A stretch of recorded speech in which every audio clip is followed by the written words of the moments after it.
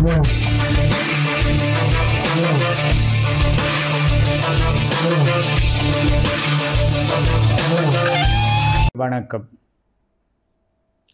நல்ல தமிழ் கேட்போம் என்ற கலந்துரையாடல் தொடரில் நாங்கள் சென்ற முறையிலிருந்து மண்கமழும் தமிழ் என்ற ஒரு உபபிரிவு அதிலே கவனம் செலுத்தி வருகிறோம். அதிலே முதலாவதாக தமிழர்களிடையே, முக்கியமாக ஈழத்தமிழர்களிடையே வழங்கி வருகின்ற பழமொழிகளை பற்றி சென்ற முறை பார்த்தோம். இன்றைக்கும் இதை அடுத்து வருகின்ற 2 தவணைகளிலும் இந்த மண்கமழும் பண்பாட்டு அம்சங்களை ஒரு குழந்தையின் பிறப்பிலிருந்து அதனுடைய வளர்ச்சி கட்டங்களை பற்றி வழங்கி வருகின்ற பாடல்கள், நாட்டார் பாடல்கள் என்ற வகுப்பிலே அடங்கும். அவற்றை சொல்லி கடைசியிலே கொண்டு போய் ஒருவருடைய வாழ்வு நிறைவடைகிற வேளையிலே ஒப்பாரி என்று ஒரு விடை பெறல் அல்லது விடை கொடுத்து அனுப்புதல் வரை உள்ள கட்டங்களை பார்க்க இருக்கிறோம். அப்போ ஒரு குழந்தை பிறக்கும் பொழுது அந்த பிறந்த குழந்தையை முதல்ல வாழ்த்துகிறவள் அந்த மகப்பேற்றுக்கு சாட்சியாக அனுசரணையாக இருந்த மருத்துவச்சி. இன்றைக்கு அந்த மேனாட்டு வைத்திய முறையிலே அது வேறுபட்டு இருந்தாலும் அடிப்படை ஒன்றுதான். பழைய காலத்திலே வீட்டிலே மகப்பேறு நடக்கும். மருத்துவச்சி அந்த சுற்றாடலில் இந்த பணிக்கு இருக்கிற பணியை செய்து வருகிற ஒருத்தியாக இருப்பாள்.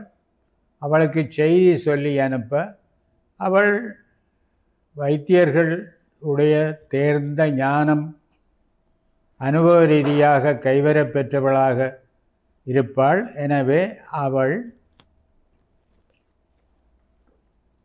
இந்த மகப்பேற்றுக்கூடாக அல்லது மகப்பேற்றில் சம்பந்தப்பட்ட தாயினுடைய தாய் உற்றார் உறவினருக்கு அப்பால் இவளுக்கு ஒரு உரிமை இருக்கும்.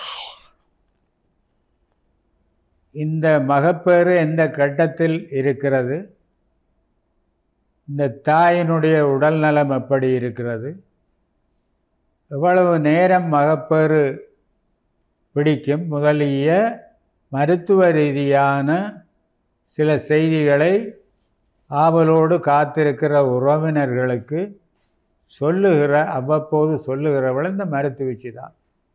அவளே குழந்தை பிறந்து சுகப்பிரசவமாகின பொழுது, அது மணித்தியால கணக்கெடுக்கும், சில வேளை 2 நாள் எடுக்கும்.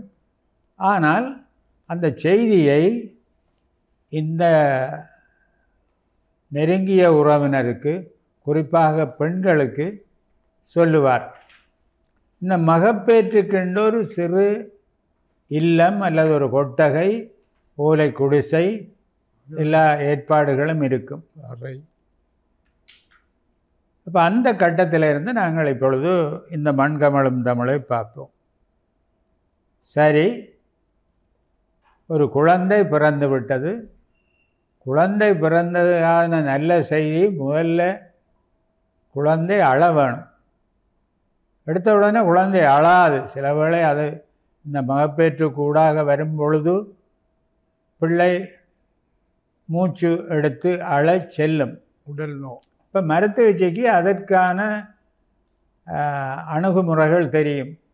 நான் மறந்துட்டேன், உள்ளங்காலை தட்டுறதோ உள்ளங்கையை தட்டி பிள்ளையை அழப்பண்ணி விட்டாள் என்றால் வெற்றி.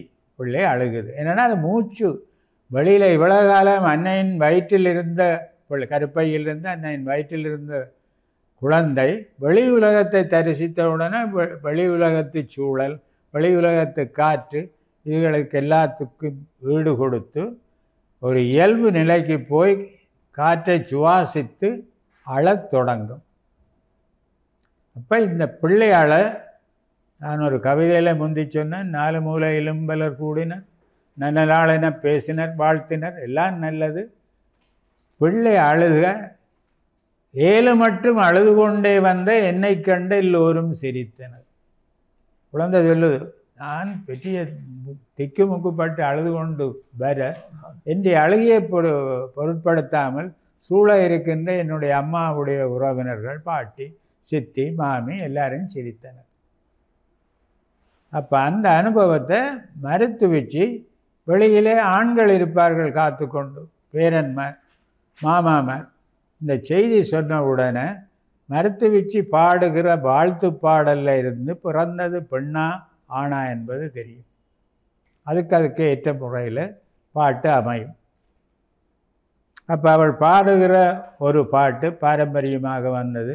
இஞ்சி பொதியோடும் வந்தீரோ தம்பி, இஞ்சி மலை நாடும் கண்டீரோ தம்பி, அரிசி பொதியோடும் வந்தீரோ தம்பி, அரிசி மலை நாடும் கண்டீரோ தம்பி, இப்படி பாடுவாள்.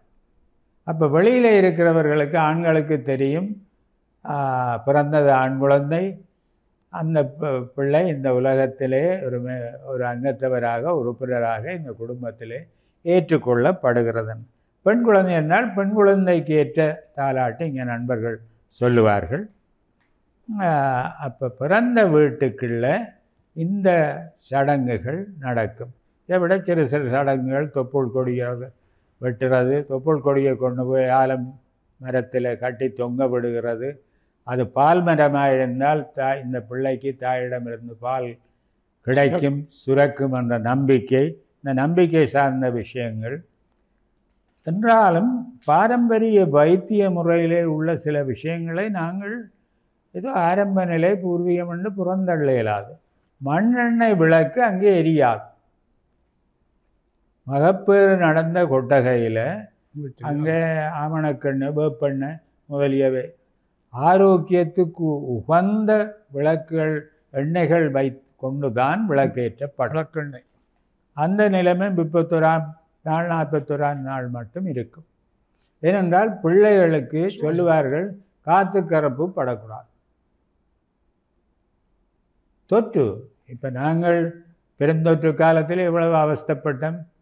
அப்போ தொற்று வராமல் இருக்க வேண்டும் என்பதற்கு பாரம்பரிய வைத்திய முறையில் பல தற்காப்பு அல்லது முன்னெச்சரிக்கை நடவடிக்கைகள் இருக்கும். இவை எல்லாத்தோடும் தான் நாம் இன்று சொல்லுகிற இஞ்சி பொதியோடும் வந்தீரோ தம்பி என்று சொல்லுகிறது, அரிசி பொதியோடும் வந்தீரோ தம்பி என்று பிள்ளையை வாழ்த்துகிற மருத்துவச்சியின் வாழ்த்து மிக முக்கியமான அம்சம் என்பதை சொல்லி, இதை பற்றி என்னை விட அதிகம் அனுபவமும் இந்த துறையில் ஈடுபாடும் உழைப்பும் கொண்ட நண்பர் பேராசிரியர் சிவலிங்கராஜாவை தம்முடைய கருத்தை முன்வைக்குமாறு வேண்டும். டான் டிவி நேயர்களுக்கு வணக்கம்.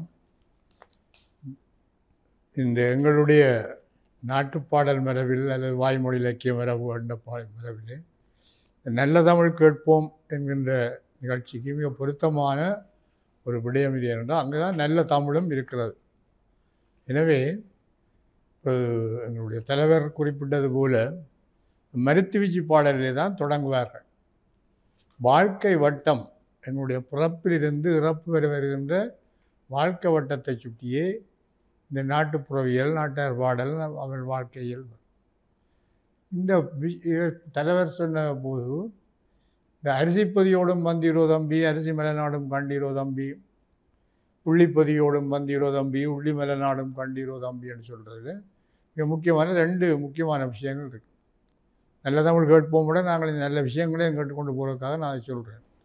ஒன்று, அவர் சொன்ன மாதிரி வெளியால் இருக்கிறவர்கள் என்ன பிள்ளை பிறந்து விட்டது என்பதை அறிவதற்கு.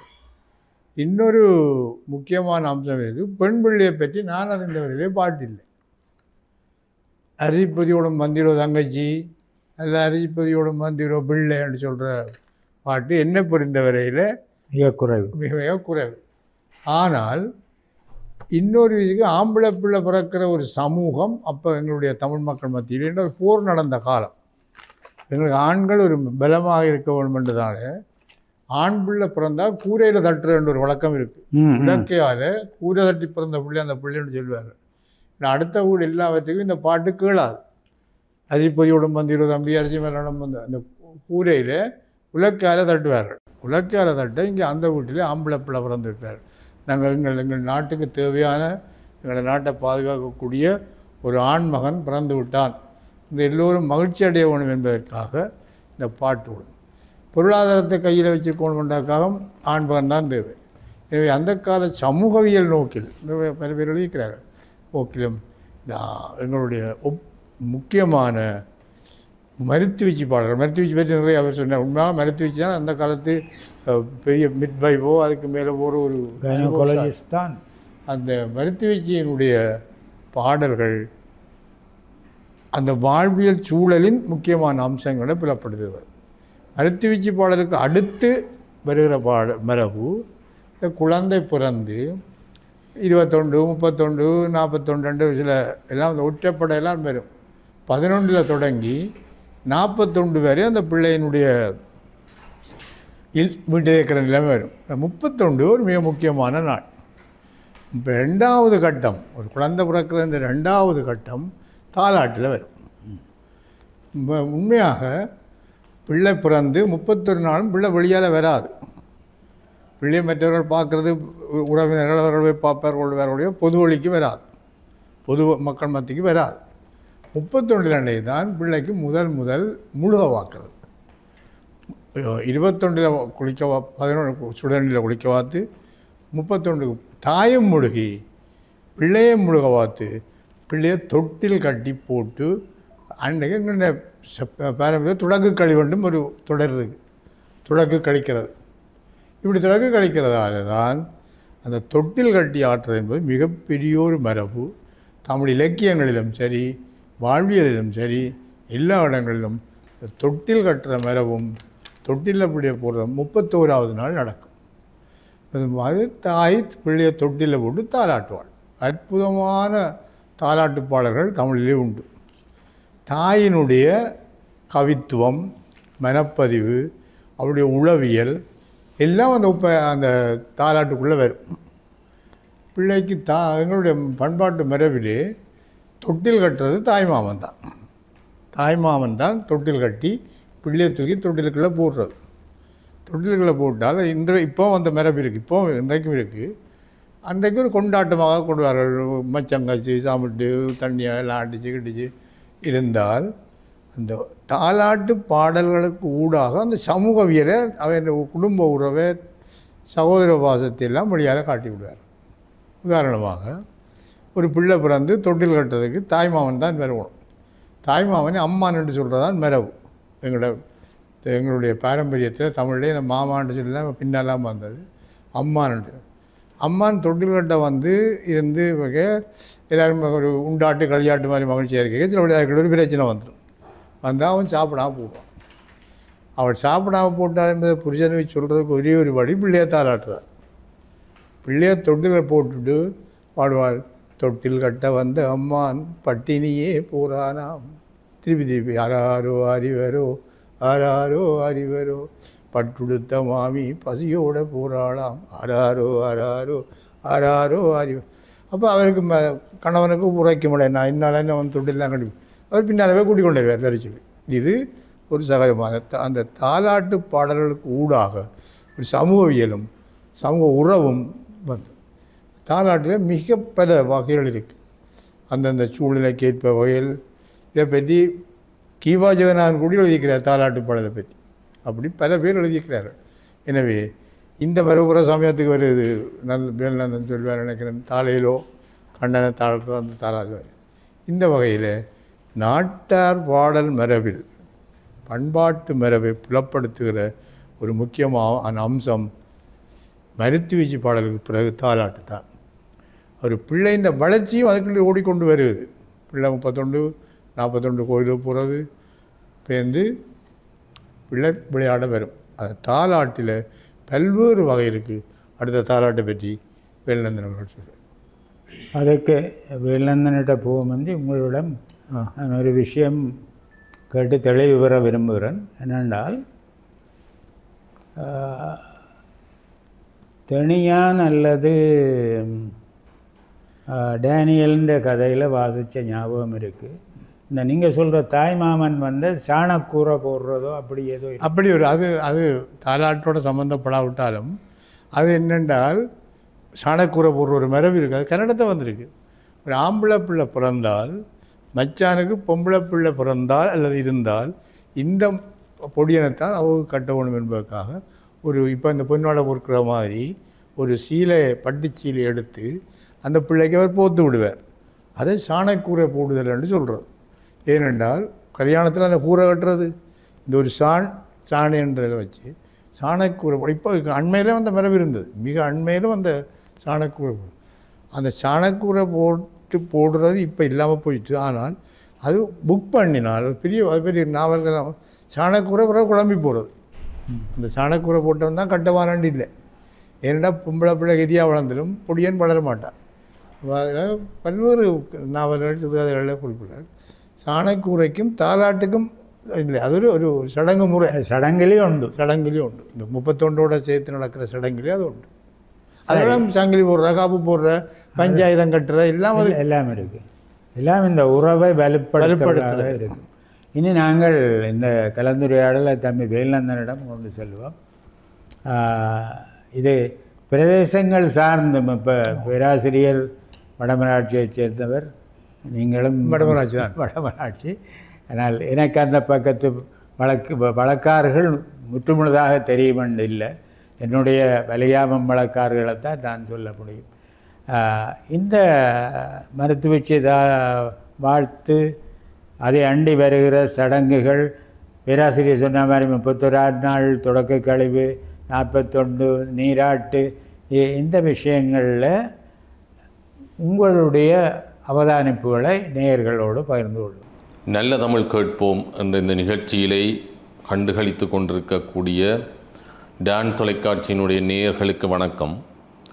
இந்த பண்கமலம் தமிழ் என்ற இந்த தொடரிலே நாங்கள் இப்பொழுது நாட்டார் இலக்கிய வடிவங்களுக்குள்ளே பயணித்து கொண்டிருக்கிறோம். அந்த வகையில் பழமொழிகளுக்கு அடுத்து இப்பொழுது நாங்கள் நாட்டார் பாடல்கள் என்று வருகிற போது அதிலேயும் எங்களுடைய வாழ்வியல் சார்ந்து நாங்கள் முதல் சந்திக்கின்ற ஒரு நாட்டார் பாடல் என்ற வகையிலே தான் ஒரு கிராமிய வாழ்வியலுக்கூடாக வருகிற தாலாட்டு பாடல் அல்லது பாடல் என்று ஒரு காலத்திலே, இன்றைக்கு மருத்துவச்சியன் ஒரு காலத்திலே பிள்ளைப்பேறுகள் எல்லாம் வீடுகளில் நிகழ்ந்த ஒரு காலம் இருந்திருக்கிறது. இன்றைக்கு அது இன்னும் ஒரு தளத்திலே மாறி வந்திருக்கிற போது பிள்ளை பிறக்கிற அந்த விஷயங்கள் வீடுகளில் நிகழ்ந்த காலத்தில் மருத்துவச்சி என்று சொல்லப்படுகிற ஒருத்தி எங்களுக்கு முக்கியமானவளாக இருந்திருக்கிறாள். அவளே அந்த பிள்ளையினுடைய பிறப்பை மகிழ்ந்து பாடுவதாக அமைகிற பாடல்கள் தான் மருத்துவச்சி. இப்போ சிலவளை எதிர்ப்பாற் சொற்கள் என்று வருகிற போது மருத்துவன் மருத்துவச்சி என்று சொல்லலாமா என்ற சர்ச்சைகளும் இருக்கிறது. அப்படியான ஒரு தனித்துவம் வாய்ந்த ஒரு சொல்லாடலாகத்தான் இந்த மருத்துவச்சி என்ற சொல்லை நாங்கள் பார்க்கிறோம், ஒரு பண்பாட்டு சொல்லாக.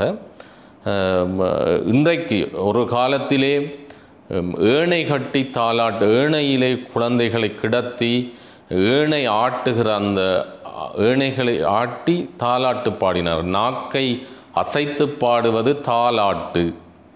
ஆனால் இன்றைக்கு இருக்கிற பெண்களுக்கு இந்த அனுபவங்கள் இருக்கிறதா? காலம் மாறி இருக்கிறது. இன்றைக்கெல்லாம் உங்களுக்கு தெரியும், 3 வயதிலே என்ன செய்கிறார்கள் அம்மாமார், பிள்ளைகளுக்கு சோறூட்ட வேண்டுமென்றால் ஹேண்ட்போனை திறந்து வைத்துவிட்டு அதிலே வருகிற பாடலை காட்டித்தான் சோறூட்டி கொண்டிருக்கிறார்கள். அப்படிப்பட்ட அம்மாமார் தாலாட்டு பாடியிருப்பார்களா என்ற கேள்விகளும் இருக்கிறது. என்ன, இன்றைக்கு தாலாட்டுக்கு நிகராக பல இசை வடிவங்களை போட்டுவிட்டால் குழந்தை தூங்கிவிடும் என்று நினைக்கிற அம்மாமாரும் இருக்கக்கூடும். ஆனால் அந்த தாலாட்டுக்குள்ளே ஒரு அர்த்தம் இருக்கிறது. தாலாட்டிலே பல விஷயங்கள் அந்த குழந்தைக்கு சொல்லப்படுகிறது. எப்படி கருவிலே குழந்தை கற்றுக்கொள்கிறதோ அதுபோல பிறந்த பிறகும் குழந்தை தாயினுடைய மொழியிலிருந்து கேட்கிற, அதாவது செவி கேட்டலுக்கூடாகவும் பல விஷயங்களை கற்றுக்கொள்ளும். அந்த வகையில்தான் தாலாட்டு என்பதை ஒரு பண்பாட்டு அடையாளமாக அது ஊருக்கு வேறுபட்டதாக அமைத்திருக்கிறார்கள். குறிப்பாக இது வந்து தமிழ் மரபில் மட்டுமல்ல, மலையாளத்திலே தாராட்டு என்று அழைக்கப்பட்டிருக்கிறது. தெலுங்கிலே இது ஊஞ்சோதி என்று அழைக்கப்பட்டிருக்கிறது. கன்னடத்திலே இதை ஜோகுல் என்று சொல்லியிருக்கிறார்கள். தமிழ் இலக்கிய பிறப்பிலே பார்த்தால் கூட தொன்று தொட்டு முத்தொள்ளாயிரத்திலே தாலாட்டு பற்றிய செய்திகள் இருக்கிறது. கம்பராமாயணத்திலே பச்சை தேரை தாலாட்டு பண்ணை என்று கம்பர் பாடுகிற ஒரு வரி இருக்கிறது. அதுபோல பண்ணவரும் மென்மொழியார் என்று திருஞான சம்பந்தர் பாடுகிற தேவாரத்தில் கூட தாலாட்டு இறைவனை தாலாட்டுகின்ற, அப்போ குழந்தையை தாலாட்டுகின்ற உலகியல் சார்ந்த இந்த விஷயம் பின்னர் ஆழ்வார்கள் நாயன்மார்களினுடைய பாடல்களுக்குள்ளே இறைவனை தாலாட்டுகின்ற பாடலாக மலர்ந்திருப்பதை நாங்கள் பார்க்கிறோம். எங்களுடைய தமிழ் மரபிலே ஆராரோ ஆரிவரோ அந்த ரா ரா என்ற அந்த வரிகள், அந்த ஓசை சிறப்புக்காக வருகிற வரிகள் மட்டுமல்ல, யார் யாரோ யார் இவரோ, முற்பிறப்பில் இவர் யாரோ நான் யாரோ, இப்பிறப்பில் இவர் எனக்கு மகனாகவோ மகளாகவோ பிறந்திருக்கிறார் என்ற ஒரு தத்துவ விசாரணையாக கூட அது அமைந்திருக்கிற சிறப்பை பார்க்கிறோம். ஆனால் அதுவே பிறகு வைஷ்ணவத்திலே வருகிற போது இந்த ஆராரோ ஆரிவரோ என்று பாடுகிற மரபு தாலேலோ என்ற மரபாக மாறுகிறது. பெரியாழ்வார் நான் நினைக்கிறேன் மாணிக்கம் கட்டி வைரம் கட்டி என்று வருகிற பாடல்களிலே எல்லாம் அந்த தாலேலோ என்ற வரிகளை போடுகிறார். கண்ணதாசன் கூட பிற்காலத்திலே ஆயர்பாடி மாளிகையில் தாய்மடியில் கன்றினை போல் மாயக்கண்ணன் தூங்குகிறான் தாலேலோ என்று அற்புதமாக அந்த தாலேலோவை கொண்டு வந்து கண்ணதாசன் அவர்கள் சொல்லுகிறார். காட்டில் விலங்கறியும் கைக்குழந்தை தான் அறியும் பாட்டின் திறத்தை பாம்பறியும் என்று தாலாட்டின் சிறப்பை மகாகவி சுப்பிரமணிய பாரதி கூட தன்னுடைய கவிதையிலே கையாளுகிறார். இப்படி தாலாட்டு குறித்த சிந்தனைகள் தமிழ் இலக்கிய தொன்று தொட்டு தமிழரிடம் இருந்து வந்திருக்கிற சிறப்பை நாங்கள் பார்க்கிறோம். அதிலே ஒன்றுதான் இந்த அரிசி பொதியோடும் வந்தீரோ தம்பி, அரிசி மலைநாடும் தந்தீரோ தம்பி. நான் நினைக்கிறேன் இந்த பாடல் இது ஒரு காலத்தின் பாடல். நான் நினைக்கிறேன் இது சோப்பாசருக்கும் இந்த பாடலுக்கும் கூட ஒரு தொடர்பு இருக்கலாம். நான் நினைக்கிறேன் இந்த ஐடென்டி கார்டோடும் வந்தீரோ தம்பி என்று இதை மாற்றி எழுதுகின்ற ஒரு போர்க்கால அனுபவங்களை கூட இந்த நாட்டார் தாலாட்டுக்குள்ளால் இந்த மருத்துவச்சி பாடலை வைத்துக்கொண்டு ஐடென்டி கார்டோடும் வந்தீரோ தம்பி என்று ஒரு இராணுவ நெருக்கடி சூழலுக்குள்ளே இதை மாற்றி எழுதியிருக்கிற பாடல்களையும் நாங்கள் கேட்டிருக்கிறோம். எனவே அங்கே நெல்லு பொதியோடும் வந்தீரோ தம்பி, மிளகு இஞ்சி உள்ளி உப்பு காசு என்று பல பொதிகளை சொல்லி வாழ்த்துகிற ஒரு வாழ்த்து இருக்கிறது. கோச்சி வாழ வேண்டும், கொப்பர் வாழ வேண்டும். இந்த இடத்தில் எனக்கு ஒரு நகைச்சுவை ஞாபகத்துக்கு வருகிறது. ஒரு முறை கல்லடி வேலுப்பிள்ளை அவர்கள் காங்கேசந்துறை ரயில் அந்த புகையிரத நிலையத்திலே எழுதியிருந்ததாம் கோச்சி வரும் என்று. கல்லடி வேலுப்பிள்ளை என்ன செய்திருக்கிறார் என்றால் அதற்கு கீழே போய் எழுதினாராம் கொப்பரும் வருவார் என்று மிக நகைச்சுவையான விஷயங்கள் இதற்குள்ளே இருக்கிறது. எனவே அந்த கால உறவு முறைகளை சொல்லி இன்றைக்கு இருக்கிற பிள்ளைகளுக்கு இதெல்லாம் தெரியாது. கோச்சியார், கொப்புவார், குஞ்சியாச்சியார், குஞ்சியப்புவார் என்று சொல்லி அந்த உறவு முறைகளை சொல்லி சொல்லி தாளாட்டுகின்ற அயலும் புடையும் வாழ வேண்டும், அன்னமும் சுற்றமும் வாழ வேண்டும். அந்த மனம் தாலாட்டு மரத்துவிச்சி அந்த குழந்தைக்காக மட்டும் அந்த பாடலை பாடவில்லை. அந்த குழந்தை பிறந்ததாலே ஒரு சுற்றமே வாழ வேண்டும் என்று வாழ்த்தி பாடுவதாக அந்த மரத்துவிச்சி பாடலை அமைத்து பாடியிருப்பது சிறப்புக்குரியது. நான் நிறைவாக ஒரு தாலாட்டு பாடலோடு முடிக்கிறேன். பல தாலாட்டு பாடல்கள் இருக்கின்றன. இப்போ சார் சொன்னார் ஆண் பிள்ளைகளைத்தான் தாலாட்டுவது, பெண் பிள்ளைகளை தாலாட்டுவது எங்கேயாவது இருக்கிறதா என்றால் ஒரு இடத்திலே சொல்லுகிற போது கொவ்வை இதழ் மகளே என் குவிந்தனவ ரத்தினமே கட்டி பசும்பொன்னே என் கண்மணியே கண்வளராய் என்று பாடுகிற போது அங்கே உருவக அணிகளை கையாண்டு ஒரு பெண் பிள்ளையை தாலாட்டி பாடுகின்ற முறையிலே நான் நினைக்கிறேன் பாரதியாருடைய கண்ணம்மா என் குழந்தை இப்படியான விடயங்களுக்குள் கூட அல்லது பெரியாழ்வாருடைய அந்த பிள்ளைத்தமிழ் பிரபந்தங்களுக்குள் கூட நாங்கள் இந்த தாலாட்டினுடைய பருவ நிலை சார்ந்த விடயங்களை பார்க்கலாம்.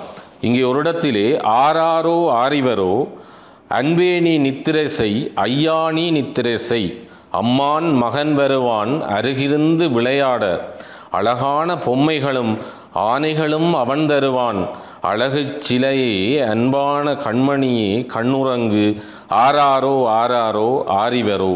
ஆகவே இந்த வரிகளுக்குள்ளாலே, ஆனால் இன்றைக்கு பெண்கள் சில வேளைகளிலே இந்த வரிகளை எல்லாம் விட்டு வெறுமனே ஒரு இந்த கந்த சஷ்டி கவசம் போல டெரரர டிடிடி என்று சொல்லி தாலாட்டை அதற்குள்ளே கொண்டு வந்து விட்டிருக்கிற நிலைகளையும் நாங்கள் பார்க்க முடிகிறது. எனவே இதை பார்த்து கொண்டிருக்கிற இந்த தலைமுறையைச் சேர்ந்த பெண்கள் நிச்சயமாக அந்த தாலாட்டை பாட வேண்டும். அது ஒரு தாய்க்குரிய ஒரு கடமை, ஒரு சமூக பொறுப்பு என்பதை உணர்ந்து அந்த பண்பாட்டை மீள கொண்டு வர வேண்டும் என்ற சிந்தனையோடு இந்த முதல் சுற்று கருத்துக்களை நிறைவு செய்கிறேன். நன்றி. நீங்கள் நான் பிந்திய கட்டத்தில் சொல்ல என்று கருதியிருந்தேன். நீங்கள் சொன்னபடியால் சொல்லலாம். இந்த எப்பவும் இலக்கியம் மக்களுடைய பிரச்சனைகளை விட்டு அதிகம் விலகி போகலாது. நீங்கள் சொன்ன சம்பவம் ஒரு கவியரங்கில், நான் பங்கு பெற்ற கவியரங்கில் நடந்தது. காரநகர் கவியரங்கு. அப்பொழுது இந்திய அமைதிப்படை 1987 வந்ததுன்னு நினைக்கிறேன். அவர்கள் இங்கே தண்டிறங்கி இருந்த வேளையில் ஒரு கம்மன் விழா கவியரங்கம் காரநகரில். இப்போ நாங்களும் இந்திய பேராசிரியர் சுப்பிரமணிய ஐயா ஒருக்கா சொன்னார், இந்திய இராணுவம் வந்தது, என்ன ஐயா இப்படி பண்ணிவிட்டாங்களே என்று கேட்க, அண்ணன் அடித்தான், கொஞ்சம் நோவு அடிச்சிட்டான்னு ஐயர் சொன்னார். கூடுதலாக இராணுவ நடவடிக்கைகள் இந்திய படையோடு விடுதலை புலிகள் மோத ஆரம்பித்த பிறகு அதில் பொதுமக்களும் சேர்ந்து அடிவாங்கினது தான். அந்த சூட்டோடு இந்த கவியரங்கம் நடக்கிற வேளையில் நான் சமர்ப்பித்த அல்லது அரங்கேற்றிய கவிதை என்னென்றால், அரிசி பொதியோடும் வந்தீரோ தம்பி, அரிய தமிழீழம் கண்டீரோ தம்பி, உப்பு பொதியோடும் வந்தீரோ தம்பி, உயிலங்குளத்தையும் கண்டீரோ தம்பி, வானில் பொதியோடும் வந்தீரோ தம்பி, மன்னார் அடம்பனும் கண்டீரோ தம்பி, மருந்து பொதியோடும் வந்தீரோ தம்பி, மருத்துவர் மூவரை கொன்றீரோ தம்பி. இப்படி அந்த பாடல் அப்படி சரளமாக ஓடிக்கொண்டிருக்கும். இதை பற்றி உங்களுடைய பின்னூட்டை நிலையத்துக்கோ எங்களுக்கோ தெரிவிக்கலாம் என்று சொல்லி மீண்டும் ஒரு கலந்துரையாடல் நிகழ்ச்சியிலே உங்களை சந்திக்கலாம் என்று கூறி விடைபெறுகிறோம். நன்றி, வணக்கம்.